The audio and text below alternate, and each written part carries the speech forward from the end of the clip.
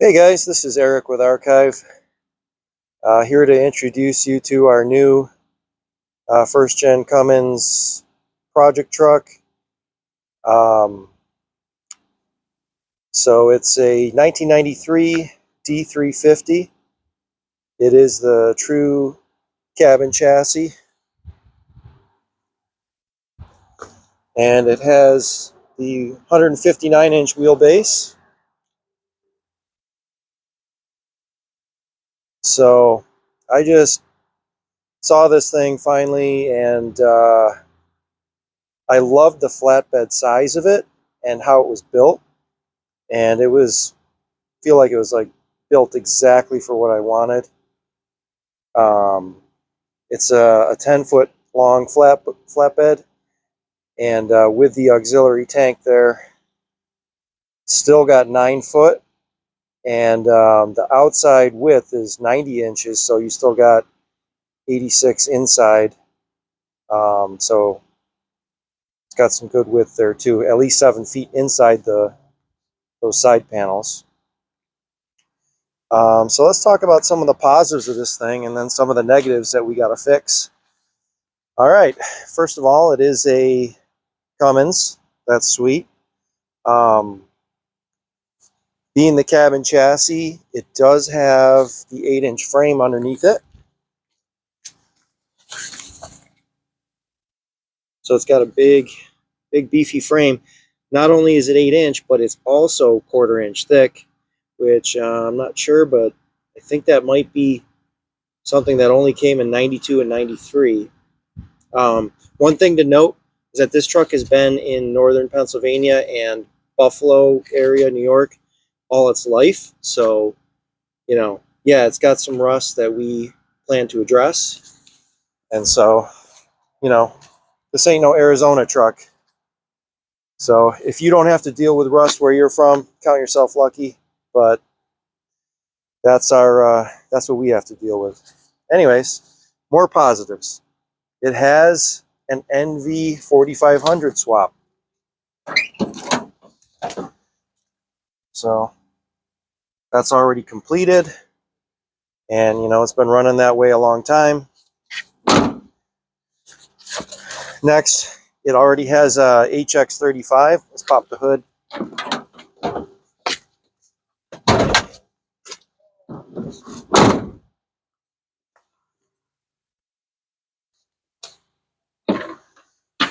All right. So she's in pretty good condition under here. Already has HX35W on it. It's got the 4-inch exhaust.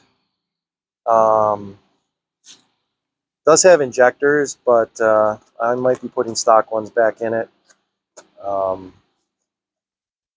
don't need a lot of extra power, but Next thing, that auxiliary tank I mentioned, it's around a 40-gallon. So with the OE tank being around 35, and this one here being 40, I mean, it's got a potential to have a great range if I'm going to pick up cars or trucks or anything. Also, something kind of interesting, it's got under the frame, let's see here. It's already got the 4x4 holes drilled in this frame, potentially because it's a 93 and they just decided they were going to, make a frame for both two-wheel drive and four-wheel drive. So I'm kind of happy about that because I do plan to do a four-wheel drive swap possibly next summer. Eventually, we'll get to that. And we plan to load this up with Archive Garage parts. So one of those things is going to be to complete the four-wheel drive swap up front. Plan to do our box hanger, 52-inch front springs, and our shackle kit, put that in the frame. And then out back, we want to do our 64-inch swap hangers back here, and put a beefy spring pack in it with an auxiliary spring on top of the pack, and those brackets that bolt into those 3 holes right there. So that way, you know, it'll still have a decent ride, and then, but you know, it's going to be like a 1.5 ton, 2-ton truck. You know, I do want to be able to load this, be able to put like 6,000 pounds on the bed. That's one of my goals for the truck. Now, what we're looking at here, we got a single rear wheel stuck on there. We're just kind of test fitting. That happens to be a Ford, you know, D350 van wheel, or old body style, you know, pickup wheel, same thing. So I'm up in the air about whether I'm converting it to single rear wheel, and we might swap back and forth. It came with these pretty sweet alloys. However, there is a negative. I read that the 93s they've got the coined rear wheel. So 4 of those coin, you know, stampings stick out, and then, you know, when you flop the wheels against each other, they interlock when they're factory steelies. But having these aftermarket ones, which look great, however, this drives me nuts. There is no recess, you know, for that coin.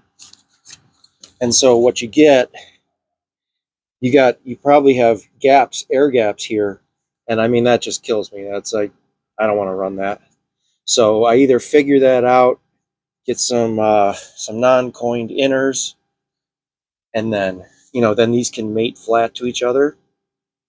Or we're probably going to run it single rear wheel for a little bit. Planning to put like a 265, 75, 16 on the back, because that tire is rated at 3,400 pounds each. So that gives you around a, what would that be, 6,800 total.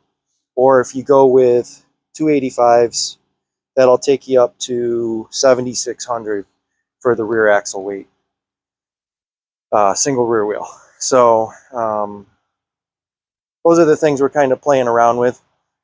All right, so a couple of the negatives. The rust we mentioned. The cab isn't too bad. It's savable, but it needs a rocker on this side. The other side's decent. You know, it's got some little rust in the fender bottom. It needs a front control arm up here, which I happen to have in the garage. And it needs tires all around. So we want, that's a 245/75, 16 up front right now. I want to go to a 235/85, 16.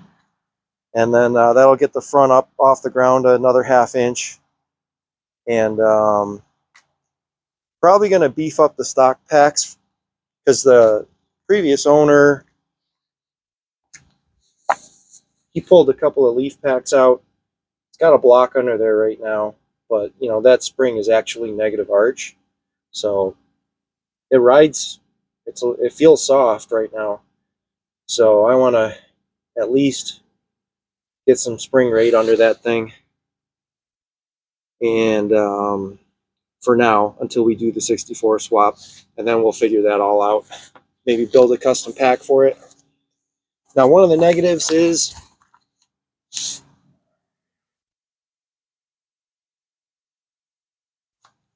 the frame did get a little bit thinned out, and so I'm probably gonna patch that on the driver's side here because of the fuel tank. So I'm probably gonna patch that. And yeah, so those are some of the things we gotta fix. It's got a pretty beefy trailer hitch on the back here, and it looks like it did a lot of towing, because it's actually kind of wallowed out a little bit. And so I might be either welding in a new universal 16,000 pound hitch back here, or we'll see, or we'll be replacing the receiver part of this here. But I kind of like how they did it. I like a lot of the flatbed design and everything.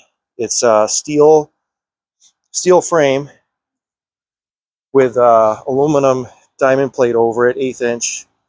So seems pretty heavy duty. It had boxes under here, which I'm going to probably cut those angles off. But yeah, so looking forward to getting started on this thing. Stay tuned, all right? All right, thanks for watching.